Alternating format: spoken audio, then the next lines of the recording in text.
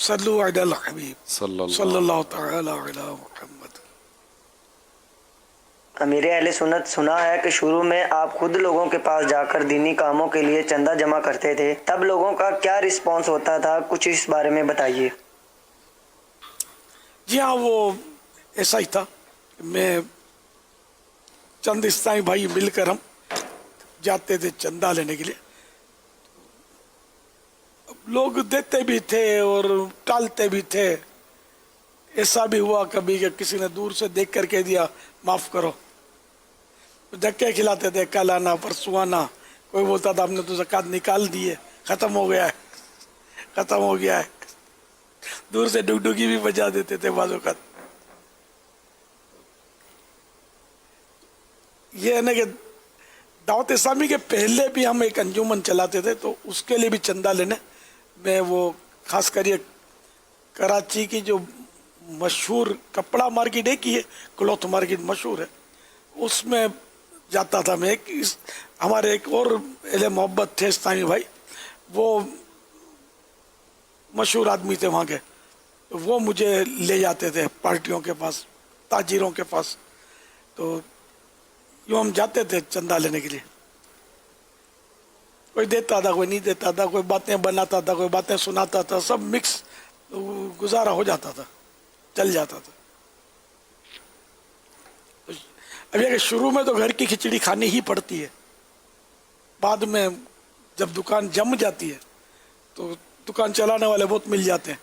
الحمدللہ اب دکان جمی ہوئی ہے، اللہ کی رحمت ہے۔ صلو علی الحبیب صلی اللہ تعالی علی محمد۔ ایک بار میرے ہاتھ میں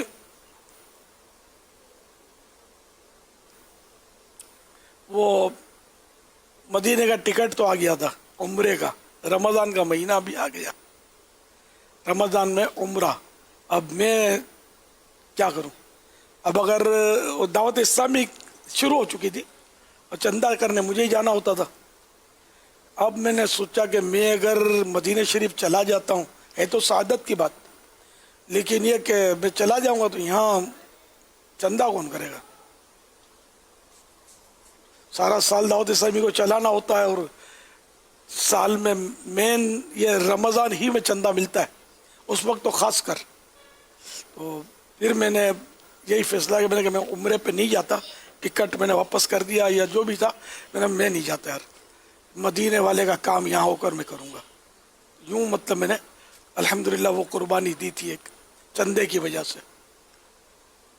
لیکن ہماری ایک ذمہ داروں کی تعداد ہے جو میں کا سمجھاتے رہتا ہوں کہ نمازی نئے نمازی رمضان میں مسجد میں آتے ہیں، اور تم جا کے عمرے پر سعادت کی بات ہے، لیکن یہ ان بیچاروں پر ہاتھ کون رکھے گا جو اتنے سب سارے ہم لوگ عمرے پہ چلے جائیں، مدینہ پاک چلے جائیں، چلو اچھی بات ہے، لیکن یہ ان کو نمازی رمضانیوں کو، رمضانی نمازی جو ہیں، ان کو سارا سال نمازی کیسے بنیں گے؟ پھر ان پر کام کون کرے گا؟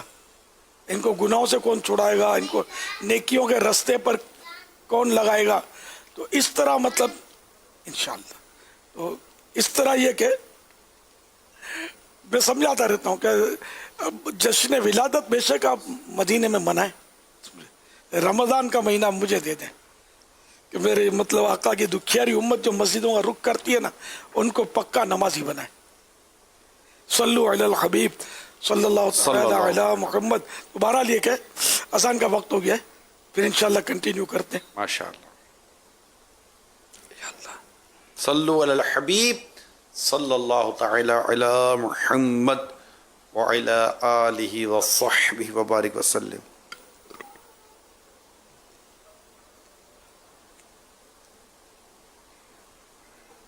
بسم اللہ الرحمن الرحیم۔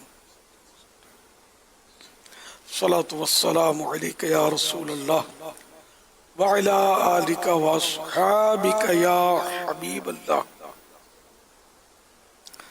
الصلاة والسلام علیک یا نبی اللہ وعلی آلک واصحابک یا نور اللہ۔